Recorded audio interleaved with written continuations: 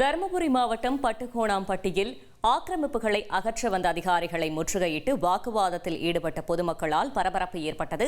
இதுகுறித்த கூடுதல் தகவலை செய்தியாளர் மோகன்ராஜ் வழங்க கேட்கலாம். மோகன்ராஜ், வணக்கம். கள தகவல்களை சொல்லுங்க. வணக்கம். தருமபுரி மாவட்டம் பாப்பரெட்டிப்பட்டி அருகே உள்ள பட்டுக்கோணம்பட்டியில் கிராமத்தில் சுமார் 1000க்கும் மேற்பட்ட பொதுமக்கள் வசித்து வருகின்றனர். தங்கள் அத்தியாவசிய தேவைக்காக பட்டுக்கோணம்பட்டி, மோட்டுப்பட்டி, ஆலமரத்தூர் உள்ளிட்ட கிராமத்தைச் சேர்ந்த மக்கள் பாப்பரெட்டிப்பட்டி, அரூர், சேலம் செல்ல சாமியாபுரம் கூட்டோடு வந்து செல்ல வேண்டும்.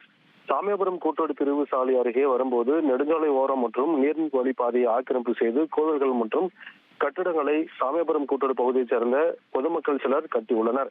இதனால் போக்குவரத்து பாதிப்பு மற்றும் அதிக விபத்து ஏற்பட்டதாக கூறப்படுகிறது.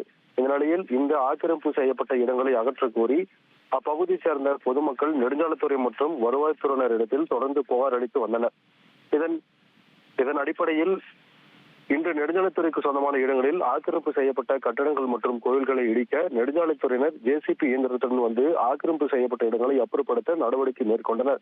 இதனை அறிந்த சாமியாபுரம் கூட்டோடு பகுதியைச் சேர்ந்த பொதுமக்கள் சுமார் 100க்கும் மேற்பட்டோர் ஒன்று திரண்டு நெடுஞ்சாலைத்துறையினர் மற்றும் வருவாய்த்துறையினர் காவல்துறையினரிடத்தில் கடும் வாக்குவாதத்தில் ஈடுபட்டனர்.